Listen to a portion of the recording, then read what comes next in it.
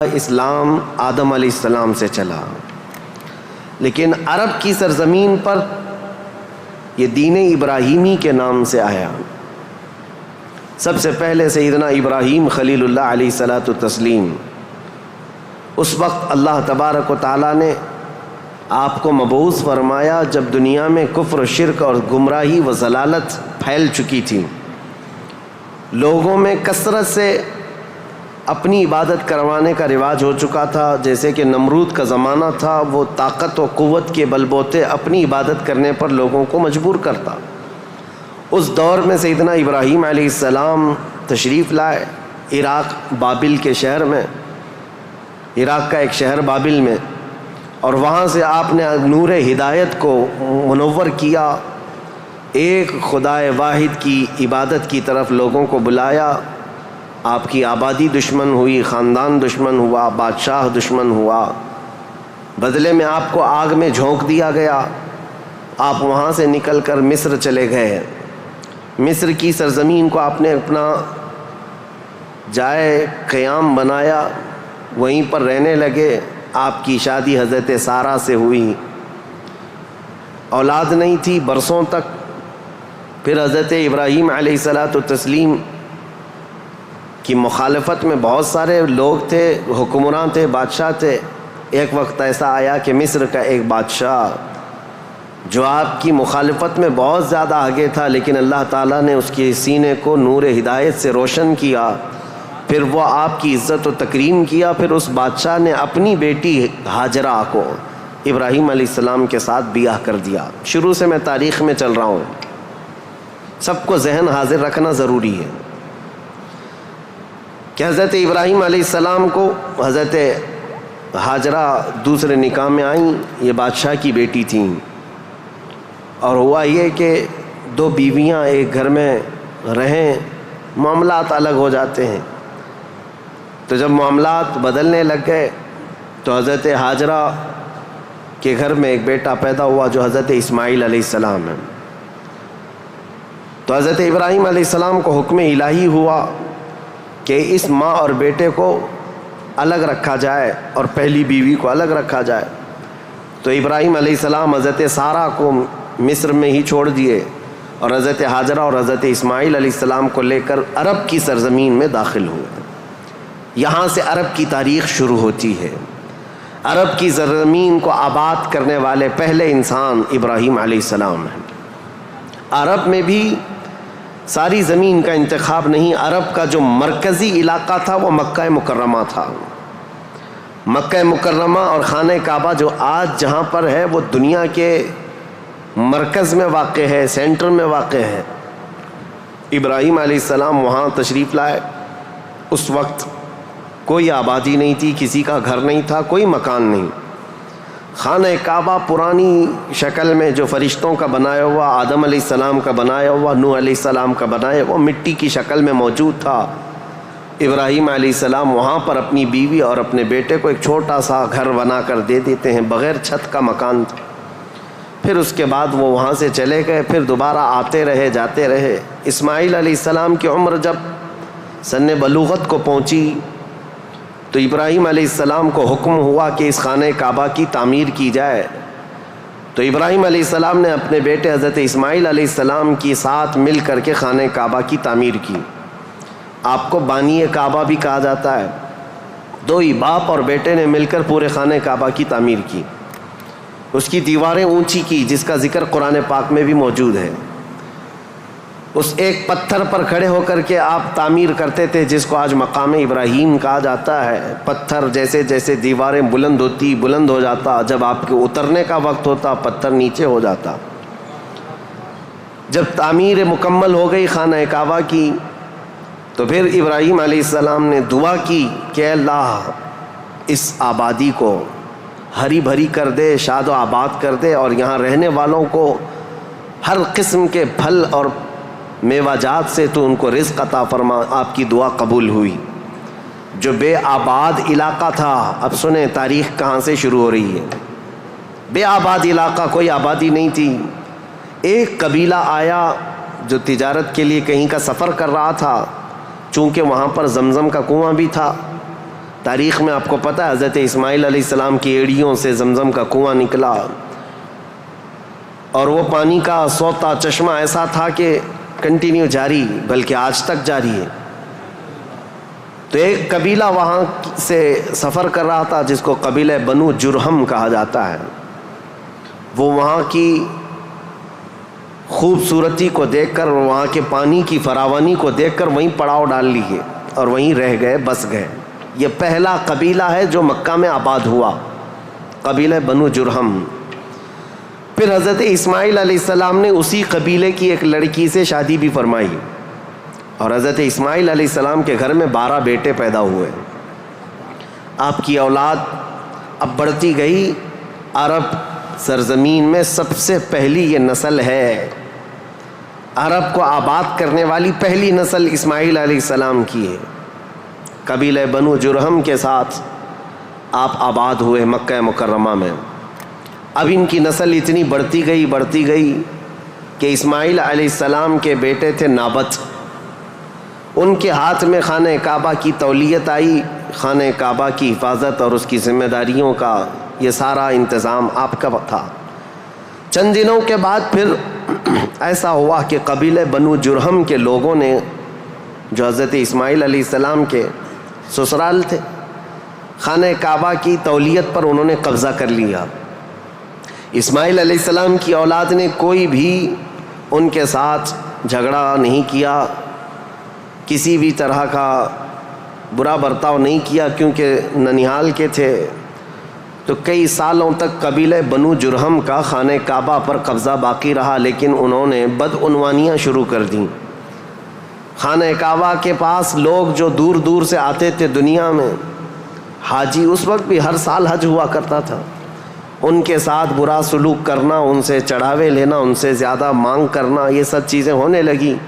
تو پھر حضرت اسماعیل علیہ السلام کی اولاد نے دوبارہ خانہ کعبہ کی تولیت اپنے ذمے لے لی۔ تولیت کہتے ہیں ذمہ داری، جس سے متولی کہا جاتا ہے، جیسے مسجد کا متولی ہوتا ہے، تولیت اسی کو کہتے ہیں، خانہ کعبہ کی خدمت کی ذمہ داریاں۔ اب یہ زمانہ چلتا رہا، میں آپ کو پہلے یہ خاندانی معاملات بتا رہا ہوں، اس کے بعد پھر یہاں کے سیاسی حالات بھی بتاؤں، اور پھر مذہبی حالات بھی آپ کو بتاؤں، تاکہ اسلام کی تاریخ کو سمجھنے کے لیے اس کا بیک گراؤنڈ بھی سمجھنا بہت ضروری ہے، پس منظر کیا تھا یہ معلوم ہونا ضروری ہے۔ اب اسماعیل علیہ السلام کی اولاد میں عدنان ایک شخص پیدا ہوئے جو آل اسماعیل میں بہت ہی معزز انسان تھے۔ اکثر صحابہ کرام کا اور خود رسول اللہ صلی اللہ علیہ وسلم کا نسب حضرت عدنان تک پہنچتا ہے۔ وہ ہمارے آقا صلی اللہ تعالیٰ علیہ وسلم کے جد امجد بھی ہیں۔ عدنان نے مکہ مکرمہ کی ذمہ داریاں سنبھالی، اور اس کے بعد اب آبادی اتنی بڑھ گئی کہ ان لوگوں کو تجارت کے لیے اور اپنے معیشت کے لیے، اپنے معاش کے لیے دور دور جانا پڑا، مکہ چھوڑ کر کے باہر جانا پڑا۔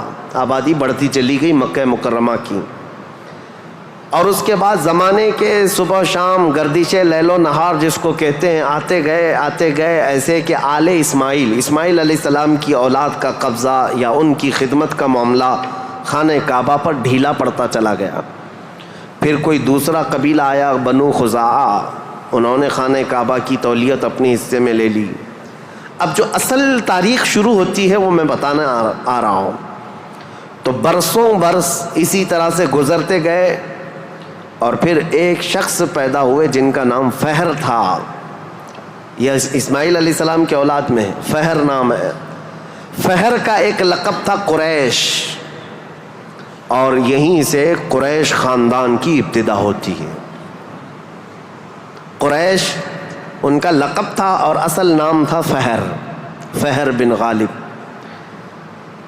تو حضرت فہر جو رسول اللہ صلی اللہ علیہ وسلم کے پردادا ہوتے ہیں، یہ پیدا ہوئے اور ان کی اولاد ہوئی، اور اس کے بعد اب قریش خاندان کی ابتدا ہوئی۔ لیکن جگہ جگہ یہ لوگ منتشر ہو گئے، کچھ مکہ میں رہے، کچھ باہر رہے، لیکن خانہ کعبہ کی تولیت کی اور وہاں کا سارا قبضہ جو ہے بنو خزاعہ قبیلے کے ہاتھ میں تھا۔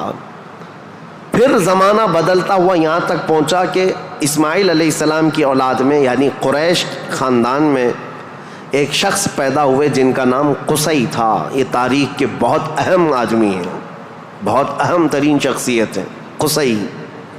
ساری سیاست عرب کی وہیں جا کر ختم ہوتی ہے. قصی ایک کلاب کے بیٹے تھے, لیکن ایسا ہوا کہ باپ کا انتقال جلدی ہو گیا. قصی جو ہے بنو عزرہ قبیلے میں ہی پرورش پائے اپنے ننیال میں. جوان ہوئے تو آپ کو بتایا گیا کہ تمہارا خاندان تو اسماعیل علیہ السلام کا خاندان ہے اور خانہ کعبہ کے وہ ذمہ دار رہے ہیں, متولی رہے ہیں. تو وہ اپنے ننیال کو چھوڑ کر کے جب مکہ آئے تو قصی یہ جوان تھے, بھرے جوان تھے. آتے ساتھ ان کے اندر وہ ہنر تھا, پیشانی میں وہ چمک تھی کہ جو دیکھتا دیکھتا رہ جاتا. ظاہر سی بات ہے وہ چمک کسی اور کی نہیں تھی, وہ نور مصطفیٰ کی تھی. قصی نے آتے ساتھ ہی لوگوں کو اپنی طرف مائل کر لیا. لوگ جوق در جوق قصی کے گرویدہ ہو گئے. پھر قصی نے سارے قریش کو جو ادھر ادھر منتشر تھے سب کو مکہ میں جمع کر دیا اور بنو خزاعہ قبیلے کے ہاتھ میں جو خانہ کعبہ کی تولیت تھی اس کو حاصل کر لیا. اب دوبارہ حاصل کرنے کے بعد اب تک مکہ مکرمہ میں یا خانہ کعبہ کی خدمت اور حرم میں جو معاملات چلتے تھے وہ یوں ہی چلتے تھے. جو ذمہ دار ہے اس نے جو دیکھ لیا وہ کر لیا. لیکن قصی نے باضابطہ ڈپارٹمنٹ بنائے, شعبے بنائے, حکومت کا اسٹیبلشمنٹ جس کا طرح ہوتا ہے پورا انہوں نے بنایا. انہوں نے ذمہ داریاں بانٹیں, سقایا, رفادہ, سدانہ, یہ سب نام رکھے گئے ہیں. یعنی انہوں نے شعبے ایسے بانٹ دیے, ڈپارٹمنٹ تبدیل کر دیے گئے کہ یعنی کئی قبیلوں کو جمع کیا مکہ میں اور کہا جب کبھی کہیں جانے کی ذمہ داری ہوگی, جھنڈا اٹھانے کی ذمہ داری, وہ ایک بہت اہم ذمہ داری ہوتی تھی, وہ ایک قبیلے کو سونپ دیا. اور ہر سال جو حاجی آتے ہیں مینا میں ان کو پانی پلانا اور کھانا کھلانا, اس کو سقایا کہا جاتا تھا, وہ ایک قبیلے کی ذمہ داری دے دی گئی. سقایا یہ ڈپارٹمنٹ پوری منسٹری ہو گئی. اور اس کے بعد رفادہ یہ ایک ذمہ داری ہے, جو حاجی آیا کرتے ان کو پیسوں کی ضرورت ہوتی, کہیں دور دراز سے سفر سے آئے ہوتے ان کی مالی مدد کی ضرورت ہوتی, وہ ایک خاندان کے ہاتھ میں دے دیا گیا. یہ رفادہ ایک منسٹری کا نام ہے, وہ اس منسٹری کے ذمہ دار ایک قبیلے کو بنایا. پھر اس کے بعد سدانہ, خانہ کعبہ کی حفاظت, اس کے غلاف کو تبدیل کرنا, اس کی چابی کی ذمہ داری, اس کو کھولنا بند کرنا, اس کی صفائی کرنا, وہ بھی ایک قبیلے کے ذمے میں دے دیا. وہ باضابطہ ایک منسٹری بنائی گئی, ایک وزارت تھی. اور اس کے علاوہ تقریباً انہوں نے 26 منسٹریاں بنائی تھیں, شعبے بنائے تھے. کون؟ حضرت قصی. یہ دنیا میں سب سے پہلے اس طرح شعبے جات کو تقسیم کر کے, جیسے ایک جمہوری نظام ہوتا ہے, ایک ڈیموکریسی نظام ہوتا ہے, اس طرح سے آپ نے بنایا. اور حضرت قصی کی یہ مہارت تھی کہ پورے عرب میں آپ کا, بلکہ ہر جگہ آپ کا چرچا ہونے لگا.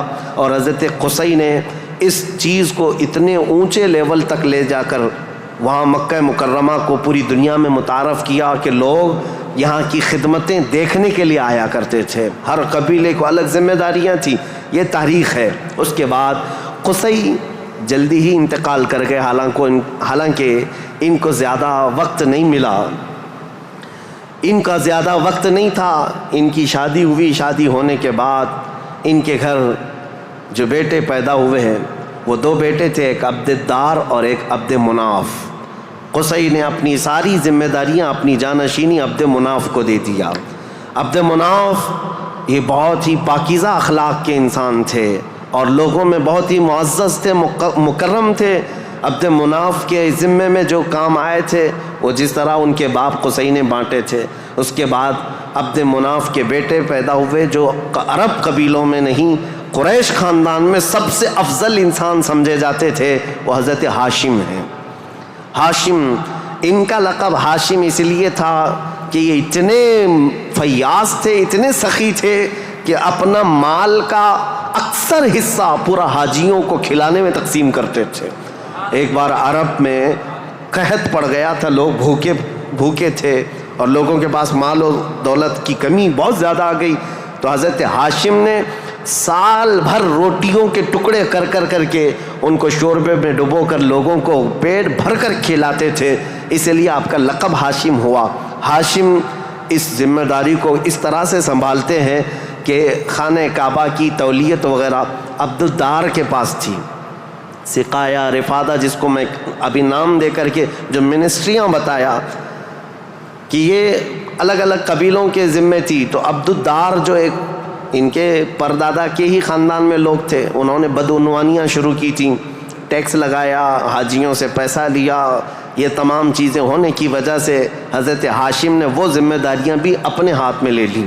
اب قریش خاندان میں حضرت ہاشم کے پاس جو ذمہ داریاں تھیں وہ یہ تھیں کہ آپ رفادہ یعنی حاجیوں کو مالی مدد دینے کے بھی آپ ہی ذمہ دار تھے، سقایا مینا میں حاجیوں کو پانی پلانے کے ذمہ دار بھی آپ ہی تھے، اور سدانہ خانہ کعبہ کی چابی اور کلید بردار جو کہتے ہیں وہ بھی ذمہ داریاں آپ نے لے لی تھیں.